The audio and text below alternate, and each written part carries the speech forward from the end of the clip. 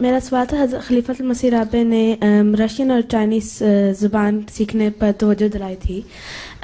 میں پوچھنا چاہ رہی تھی کہ اس کی طرف زیادہ حضور نے توجہ کیوں دلائی ہے؟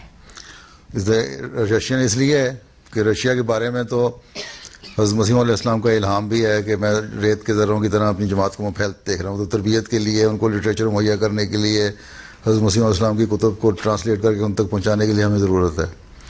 اس وقت اللہ تعالیٰ کے فضل سے ہمارے ہاں رشین ڈیسک قائم ہے. میرا خطبہ بھی باقاعدہ رشین میں ٹرانسلیٹ ہوتا ہے، اس کی ویب سائٹ بھی ہے.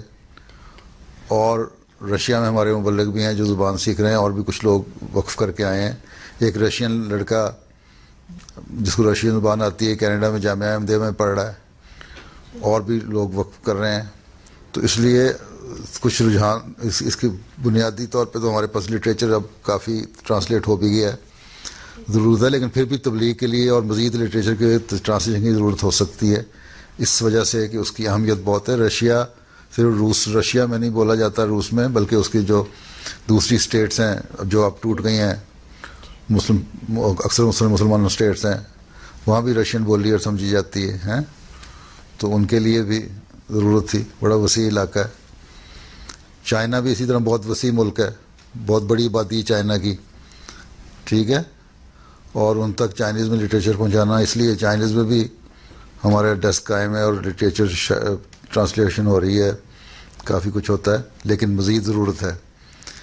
اس لیے جب بھی رستے کھلیں گے چائنا کے، ابھی تو نہیں کھلے لیکن جب بھی کھلیں گے تو انشاءاللہ تعالی ہمیں ضرورت پڑے گی مزید لٹریچر دینے کی. اب میں گیا ہوں جب دورے پہ سنگاپور، تو وہاں کا ایک ان کے بہت بڑا ایک پرانا بزرگ سیاستدان ہے مسٹر لی، اور وہ جو آج موجودہ پرائم منسٹر ہے یا پریزیڈنٹ ہے، اس کا وہ چچا ماما ہے، کچھ انکل ہے اس کا، کچھ نہ ہے.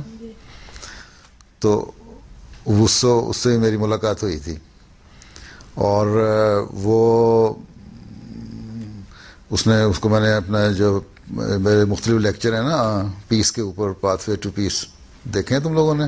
نہیں دیکھے تو دیکھ لو. اس کا جو چائنیز ٹرانسلیشن بھی ہوئی ہے، وہ بھی میں نے اس کو دی. میں نے کہا پڑھو، ایسے تو انگلش بھی پڑھنی آتی تھی اس کو.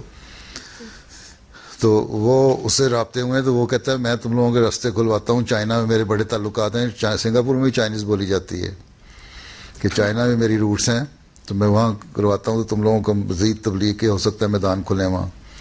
تو اس طرح اللہ تعالیٰ راستے پیدا کرتا ہے. تو راستے کھلیں گے جب،